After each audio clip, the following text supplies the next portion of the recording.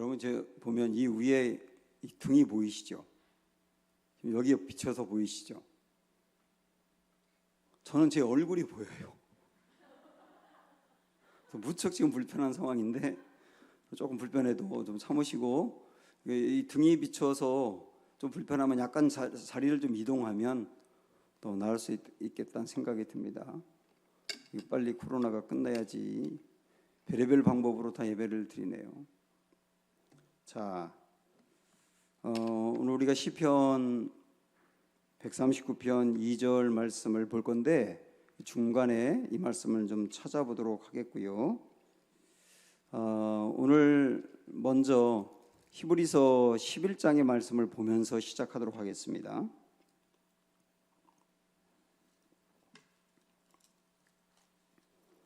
히브리서 11장 5절입니다.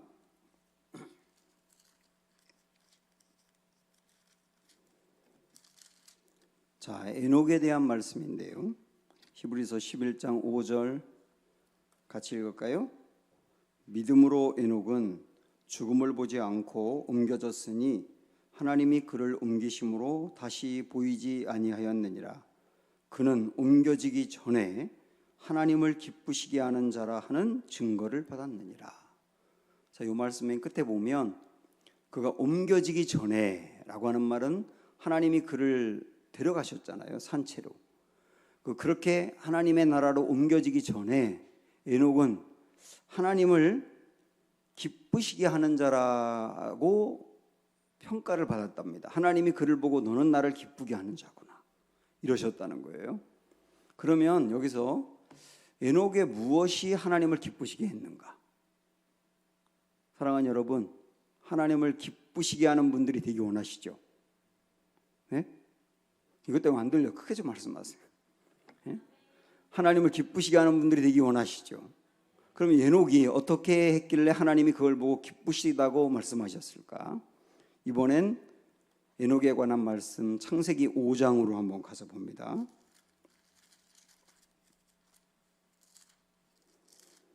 창세기 5장 24절 보세요.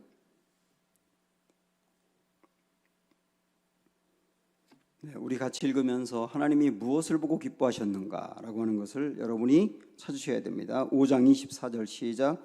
에녹이 하나님과 동행하더니 하나님이 그를 데려가심으로 세상에 있지 아니하였더라. 이렇게 나와 있습니다. 그러면 이 에녹에 대해서 아주 짤막하게 나와 있는 한 절인데 이 말씀을 보면서 히브리서의 말씀하고 연관하면 하나님이 에녹을 보면서 무엇을 기뻐하셨다는 겁니까? 하나님과 동행하는 것을 기뻐하셨다는 거예요. 하나님이 에녹을 보면서 정말 기뻤던 것은 뭐냐면, 야, 에녹이 나와 동행하는구나. 동행하는 것을 귀하게 여기고 실제 나와 동행하는 것을 알고 경험하는구나. 그게 하나님께 그렇게 기뻤다는 거예요. 그래서 우리도 하나님을 기쁘시게 하는 이들이 누구냐? 하나님과 동행하는 이들이라는 거예요. 그래서 한 군데의 말씀을 여러분 좀 더 보세요. 이번에 마가복음 3장을 한번 가보십시오. 마가복음 3장 13절부터 15절까지 보겠습니다. 마가복음 3장 13절부터 15절. 예수님이 제자를 왜 부르셨는가를 여기서 정리하고 있는 말씀이에요. 13절. 또 산에 오르사 자기가 원하는 자들을 부르시니 나온지라. 이에 12를 세우셨으니 이는 자기와 함께 있게 하시고 또 보내사 전도도 하며 귀신을 내쫓는 권능도 가지게 하려 하심이로라. 이랬습니다. 우리 예수님이 왜 제자를 부르셨을까?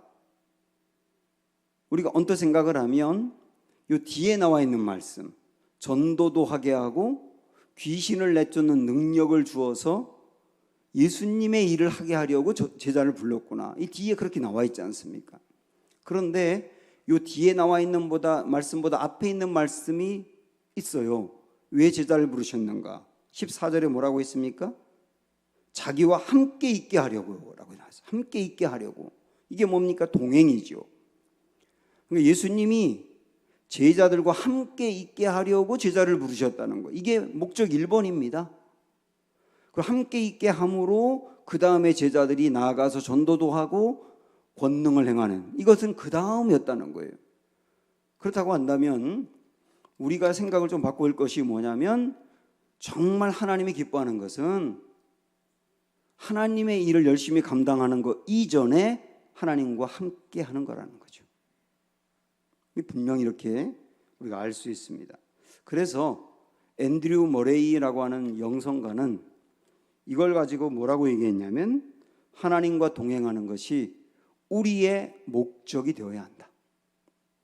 하나님과 동행하는 것이 성도의 가장 중요한 목적이 되어야 한다. 내가 신앙생활하면서 가장 중요한 목적의 하나님과 동행하는 것이 되어야 한다. 이렇게 이야기할 정도로 이 부분이 중요한 거예요. 그래서 하나님과 함께하는 것, 하나님과 동행하는 게 이토록 중요하다는 것을 우리가 성경을 통해서 알았다고 한다면, 하나님과 동행하고 함께 해야 되는데, 실질적으로 하나님과 늘 함께하는 게 쉬운 일이 아니에요. 사실 하나님과 함께하기 위해서는 나 자신이 홀로 있어야 되거든요. 홀로 있어야 하나님과 함께할 수 있습니다. 그래서 하나님과 함께하는 것이 어렵지만, 나 홀로 있으면서 하나님을 바라보고 하나님을 생각하고 하나님을 묵상하는 훈련이 계속 되다 보면, 그럼 어떻게 되느냐면 나중에는요, 내 주변에 소음이 크더라도 하나님과 함께 할 수 있어요. 그리고 내가 해야 될 일이 굉장히 많고 바쁜 일을 하면서도 하나님과 함께 할 수 있어요. 마치 그 로렌스 형제처럼, 로렌스 형제가 수도원에서 이 요리사였거든요. 음식을 준비하고 접시를 닦고 뭐 그런 일을 했는데, 그런 일을 하면서도 매일매일 그런 바쁘게 그런 일을 하면서도 매일매일 늘 주님과 함께 할 수 있었다 그랬어요. 그건 어떻게 가능했느냐면, 함께 하는 그 시간은, 내 개인은 홀로 있는 시간이 훈련되다 보니 소음 속에서도 함께 하더라, 그런 얘기거든요.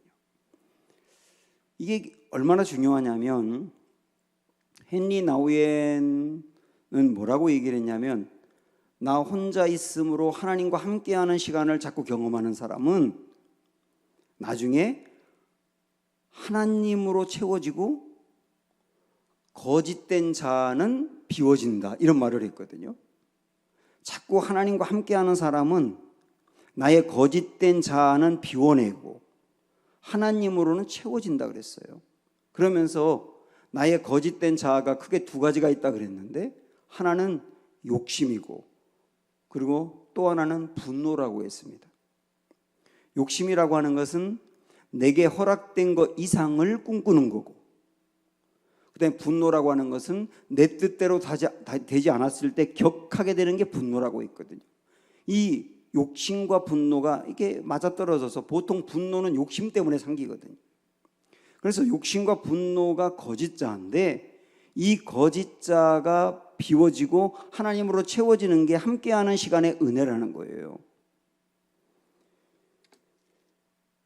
거짓자가 저나 여러분에게도 있지 않습니까? 이게 어떻게 비워지느냐 하면, 비우려고 해서 비워지는 게 아니라 하나님으로 채워져야 비워지는 거예요. 이게 기독교 영성이지 않습니까? 내 안에 뭔가 좋은 것으로 자꾸 채워지면 안 좋은 것이 나가는 게 기독교 영성이거든요. 그러면 하나님으로 채워진다고 하는 걸 여러분 한번 생각을 해보시면, 오늘 제가 새벽에 드렸던 말씀이 생각이 났어요. 새벽에 어떤 말씀을 드렸느냐면, 히브리서 3장 1절의 말씀을 보면서 예수를 깊이 생각하라 하는 말씀이 나오거든요. 예수를 깊이 생각하라. 그 예수를 깊이 생각한다는 게 뭐냐? 구체적으로 말씀을 드리면 이런 겁니다. 그 말씀에서 모세와 예수님을 비교하고 있습니다. 모세와 예수님은 두 분 다 대제사장이다. 물론 모세는 대제사장이 아니었습니다. 그런데 대제사장 같은 일을 했다고 인정을 하는 거예요. 왜냐하면 대제사장은 중보자지 않습니까? 하나님의 백성과 하나님을 이렇게 연결하는 중보자예요. 왜 모세를 훌륭한 대제사장이라고 말하느냐면 이스라엘 백성들이 금송아지를 만드는 사건을 일으켰을 때 하나님이 격하게 분노하시면서 이 백성들을 전부 다 진멸하겠다고 했거든요. 그런데 그때 모세가 하나님을 딱 막아서면서 주님, 이 백성 진멸하겠다는 그 말씀을 철회해 주십시오. 그러면서 뭐라고 얘기했느냐면 저의 생명은 하나님에게서 끊어져도 좋습니다.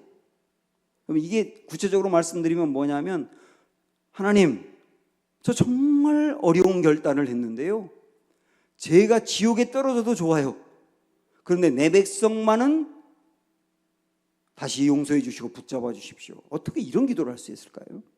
그래서 결국 하나님의 분노를 하나님의 긍휼로 바꾼 사람이거든요.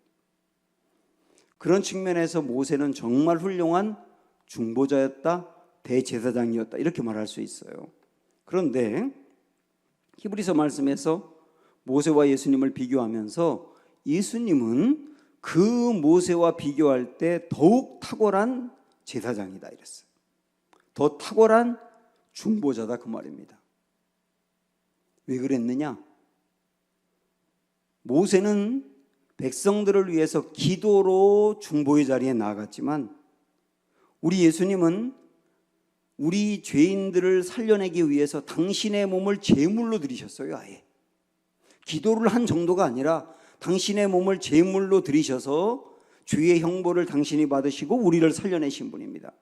이런 중보자가 또 있느냐는 거예요.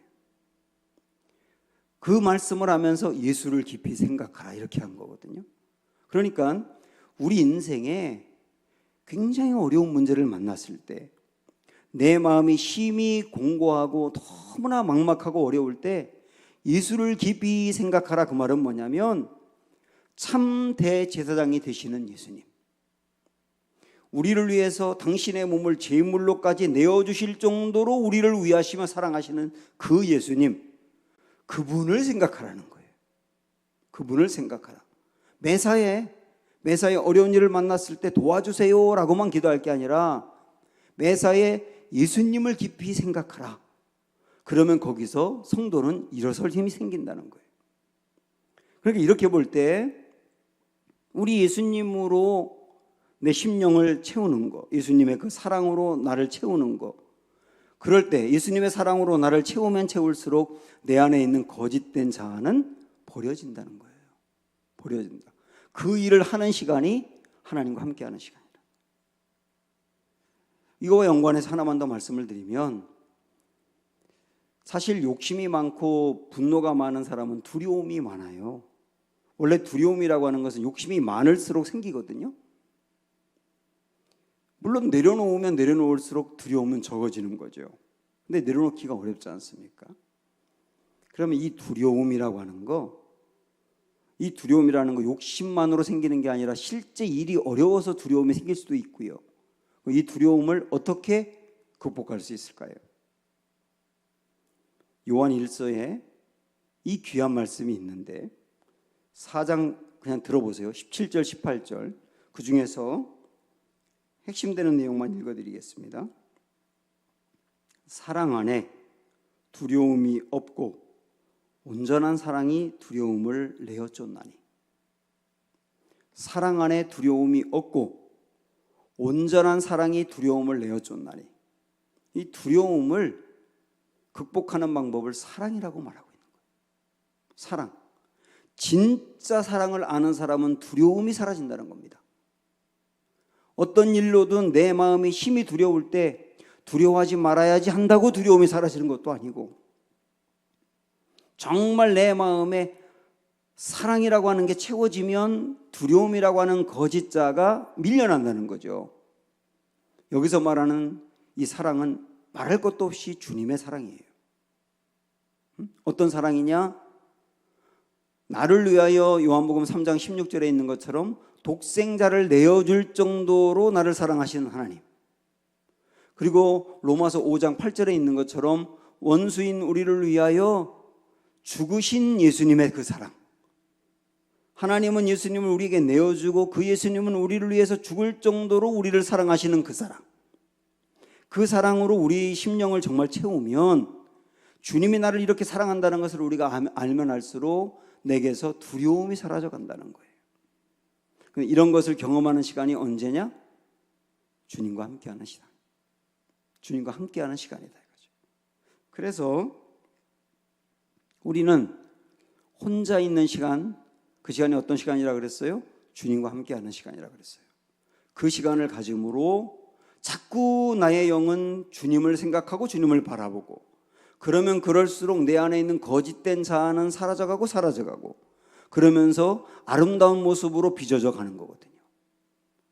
이 일을 반복적으로 해야 되는 겁니다. 그래서 시편 16편 8절 그냥 한번 들어보세요. 이런 말씀이 있습니다. 내가 여호와를 항상 내 앞에 모심이요. 이 말은 뭐냐면 내가 항상 여호와와 동행함이요, 그 말입니다. 그가 내 오른쪽에 계심으로, 그 다음 뭐라 그랬냐면 내가 흔들리지 아니하리로다.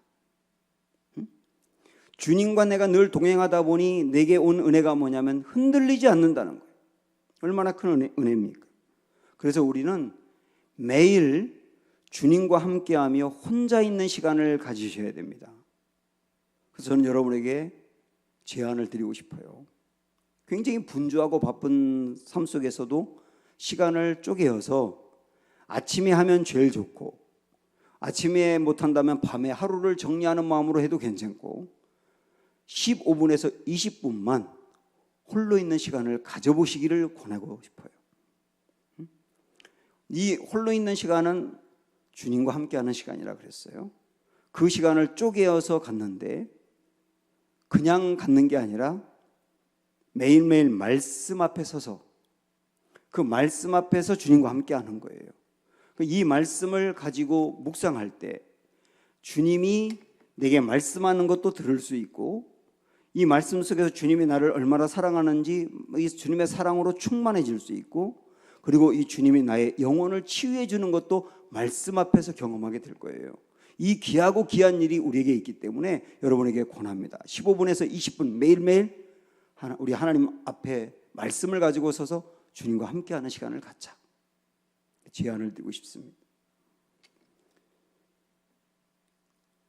엘리야가 완전히 낙심에 빠져가지고 나를 좀 죽여주세요. 하나님 더 이상 살고 싶은 마음이 없어요. 그렇게 했었잖아요. 우리도 그럴 때가 있지 않습니까? 그때 이 엘리야를 하나님이 어떻게 다시 세우십니까? 세미한 소리로 세우시잖아요. 세미한 소리. 그 세미한 소리라고 하는 것은 침묵 중에 들려온 소리예요. 마음으로 들려온 소리. 그 소리를 엘리야가 들은 겁니다. 여러분 아시는 것처럼 엘리야는 나라와 민족을 자기가 살려내고 이 무너져 있는 신앙을 일으켜 세우기 위해서 목숨을 내건 사람이거든요. 그래서 자기가 목숨을 내걸고 이 정도까지 하면 이 나라가 변할 거라고 생각을 했어요. 그래서 이 정도까지 했는데 안 변하니까 넘어졌던 거거든요. 그런데 하나님이 세미한 소리로 엘리야를 찾아와서, 물론 그 전에 먼저 있었던 것은 뭐냐면 엘리야에게 와서 그를 어루만졌죠. 어루만졌어요. 그리고 엘리야가 그런데도 회복이 되지 아니하고 멀리 도망가 있을 때 그걸 또 찾아가서 그를 어루만지시죠. 이 주님의 사랑을 그에게 보여준 거예요. 넘어져 있는 그를 여전히 사랑하는 주님의 사랑. 그리고 나서 그 다음엔 침묵 중에 세미한 소리를 통하여 엘리야에게 깨달음을 준 겁니다. 내가 이만큼 하면 이 정도의 결과가 나타날 거라고 하는 것도 자기 의야. 내가 뭔가 사람들을 변화시키고 나라를 변화시키겠다고 하는 것도 자기 의야. 그 모든 것들이 너에게서 무너져야 돼. 그리고 그것이 다 무너지고 난 다음에 그거 오히려 회복이 되지 않습니까? 그러니까 침묵 중에 주님이 세미한 음성으로 찾아와서 하나님의 사랑도 알려줄 뿐만 아니라 그의 생각을 바꿔주신 거예요. 그렇게 일으켜 세웠거든요. 이 세미한 음성을 듣는 시간이 하나님과 함께하는 홀로 있는 시간이란 말이에요. 홀로 있는 시간은 어떤 의미로 본다면 침묵하는 시간인 겁니다. 제가 언젠가 이분의 이야기도 여러분에게 전해드렸었는데, 한 젊은 30대 중반쯤 되는 그 여자 성도인데, 집사님인데, 이분이 굉장한 우울증에 빠졌어요. 그래서 우울증이 너무 심해가지고 밖에 아예 나가지도 못하고 집안에만 누워 있으면서 아침 시간에 남편하고 아이들이 유치원 가야 되고 남편이 이제 출근을 해야 되는데 그것도 챙겨줄 힘이 없는 거예요. 그래서 그냥 누워 있고 남편은 간신히 아이들 챙길 거 챙겨주고 바쁘게 늘 출근하고, 이러니까 가정은 가정대로 너무 어려워지고 그런 겁니다. 이분이 어떤 그 교수님을 만나서 자기의 이 아픔을 이야기하고 났을 때, 교수님이 이분에게 제시한 게 뭐냐면 하나님의 말씀 앞에 서라는 거였어요. 매일매일 하나님의 말씀 앞에 서서 다른 거 아무것도 하지 않고 말씀 읽고 주님의 생각을 들어보고, 말씀 읽고 주님의 생각을 들어보고, 그런데 주님이 하는 말씀이, 주님의 하시는 말씀은 우리의 영혼을 불러일으킨다. 그 말씀을 들어라. 자꾸 자기 자신을 비난하고 자기 자신을 깎아내리는 생각은 주님이 주는 생각이 아니다. 그런 건 물리치고 나를 세워주는 주님의 말씀을 자꾸 들어라. 이 숙제를 준 거예요. 근데 이분이 처음에 말씀 앞에서 침묵 중에 주님의 음성을 들으려고 하는데 주님의 음성은 안 들리고 내면의 소리가 너무 많이 들리는 거예요. 여러분, 우리가 침묵 중에 가만히 눈을 감고 이렇게 있으면 아무 소리가 안 들리는 줄 아세요? 내 내면의 소리가 엄청나게 들립니다. 어떤 문제 때문에 걱정하는 소리, 그 다음에 누구로부터 들었던 상처받은 이야기, 그 다음에 어떤 일, 미래에 대한 두려움, 그 다음에 내가 칭찬받고 영광받았던 황홀한 것, 그것이 막 나를 붙들고 있어가지고 오만 가지 소리가 내 속에서 들리거든요. 그 소리가 들리니까 도무지 하나님의 소리를 들을 수 없었다는 거예요. 그래서 교수님은 또 그래도 들어보고 또 들어봐라. 그러면 자꾸 우리 하나님의 소리가 들릴 거다. 근데 그런 과정들을 쭉 거치면서 정말 내면의 소리는 점점 줄어들고 하나님의 소리가 들리기 시작한 거예요. 이 기간이 한동안 지난 다음에 이 자매는 그 자리에서 벌떡 일어나게 됐거든요. 정말로 하나님의 말씀이 그를 치유한 거예요. 하나님의 말씀이 그를 치료하고 하나님의 사랑이 그 영혼을 불러일으킨 거예요. 이게 하나님의 말씀의 힘이거든요. 침묵 중에 우리에게 다가와 말씀하시는 주님의 음성, 이것을 듣는 시간이 우리가 하나님 말씀 앞에 서는 시간이라고요. 그래서 저는 침묵 중에 말씀하시는 주님의 이 소리를 여러분들이 매일매일 주님과 함께하면서 듣길 원하고, 그 듣는 훈련을 이 금요기도 시간에 지금 하고 있는 겁니다. 그래서 오늘도 우리는 이런 제가 지금까지 드린 말씀을 여러분 기억하시면서 시편 139편 2절에 있는 말씀을 가지고 하나님의 말씀을 들어보려고 합니다. 펴보실까요? 903쪽 139편 2절. 자, 우리 한 3번 정도 2절만 천천히 읽도록 하겠습니다. 시작. 주께서 내가 앉고 일어섬을 아시고 멀리서도 나의 생각을 밝히 아시오며. 다시 한번요. 주께서 내가 앉고 일어섬을 아시고 멀리서도 나의 생각을 밝히 아시오며. 한 번만 더 같이 시작. 주께서 내가 앉고 일어섬을 아시고 멀리서도 나의 생각을 밝히 아시오며. 자, 교회에서 지금 예배드리는 여러분이나 가정에서 온라인으로 드리는 여러분이나 이 금요기도 시간은 앞으로 지난도 말씀드린 것처럼 뭔가 메모할 수 있도록 좀 노트라든지 아니면 여러분 핸드폰에 메모하셔도 좋고, 그걸 활용하셔서 이 2편에서 주님이 내게 들려주시는 음성을 듣고 그걸 한번 적어보시기 바랍니다. 적어보세요. 적을 때 훨씬 더 정리가 잘 되는데, 여러분 이 말씀을 읽고 우리 초점은 뭐냐면 주님이 그냥 내게 하시는 말씀을 듣는 거예요. 이 말씀 속에서 내게 뭐라고 말씀하실 텐데 그걸 그냥 듣는 겁니다. 그 말씀을 듣고 그냥 적으면 충분하게 될 거예요. 지금부터 좀 시간을 드릴 테니까 그 시간을 가지시기 바랍니다. 음악 좀 틀어주시고요.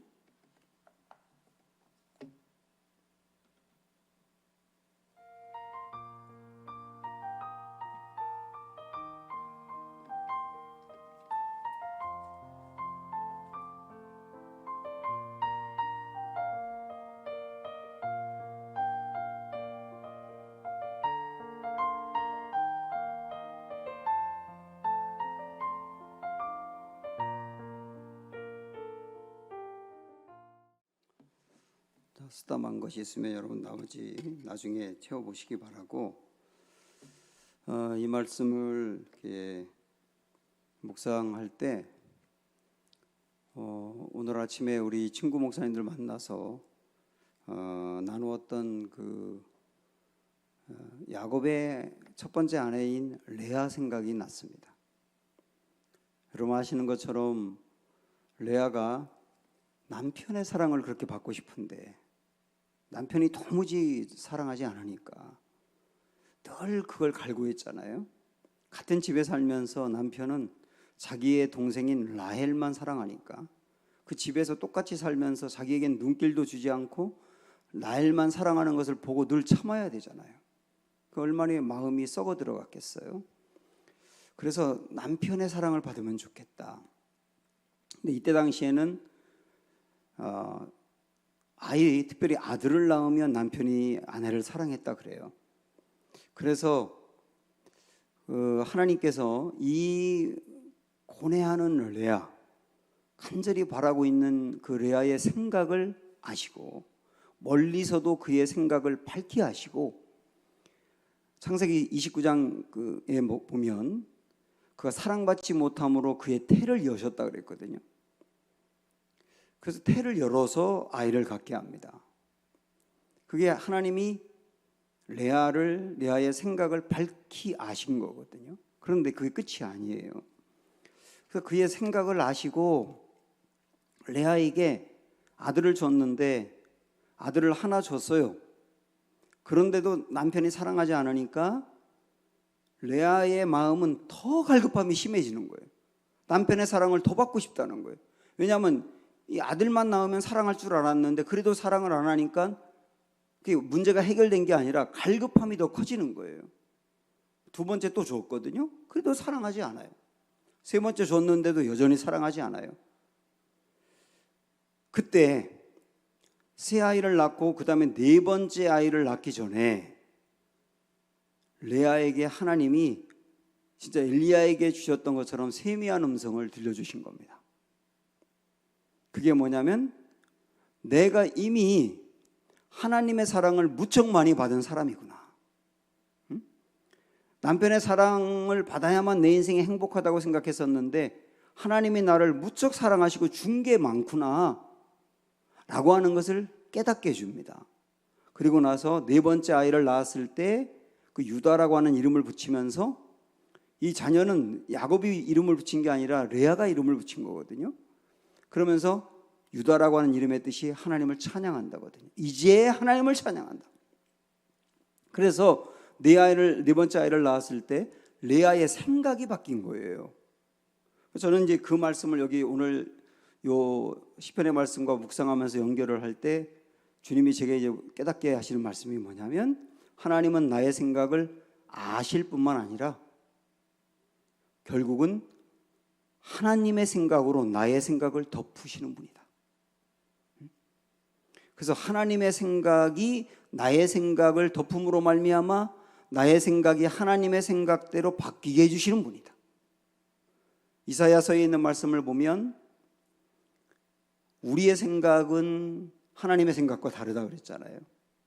우리의 뜻도 하나님의 뜻과 달라요. 그런데 산이 땅보다 높은 같이 하나님의 생각은 우리의 생각보다 높다고 그랬어요. 그러니까 하나님의 생각이 옳다는 거죠. 그것으로 끝내는 게 아니라 그 높은 하나님의 생각으로 낮은 우리의 생각을 덮으시는 하나님. 이게 바로 우리의 생각을 밝히 하신다는 또 하나의 모습이겠구나라고 제게 다가와서 제 인생에도 갖고 있는 생각들을 덮으시면서 하나님의 생각을 품어주실 때 그게 바로 하나님의 음성이구나 라고 하는 것을 깨닫게 되었거든요. 제 깨달음을 나눈 겁니다. 여러분의 지금 깨달음은 저보다 훨씬 더 훌륭하게 또 하나님의 음성을 들었으리라고 생각을 하는데, 여러분 이렇게 들려주시는 주님의 음성을 매일매일 듣는다면 우리의 영혼이 얼마나 부유해지겠습니까? 이런 은혜가 우리 모두에게 매일 있기를 소망하면서 다음 주에는 3절의 말씀을 좀 묵상하도록 하겠습니다. 오늘 우리가 찬양을 하겠는데 너희는 가만히 있어라고 하는 찬양을 할 겁니다. 이 찬양은 여러분 아시는 것처럼 홍해를 앞두고 너무나 두려워하고 두려움을 넘어 분노하고 있는 그 이스라엘 백성들에게 모세가 하나님의 말씀을 듣고 너희 가만히 있어, 지금부터 우리가 하나님 행하실 일을 볼 거야, 이 말씀인데, 우리가 여러 가지 많은 생각으로 우리 마음에서 5만 가지 생각이 들지만 하나님이 우리의 생각 가만히 내려놓고 주님이 뭐라고 말씀하시는지 한번 들어봐 라고 말씀하시는 그 음성으로 여기면서 이 찬양을 함께 불러보고 기도하도록 하겠습니다. 너희는 가만히 있어.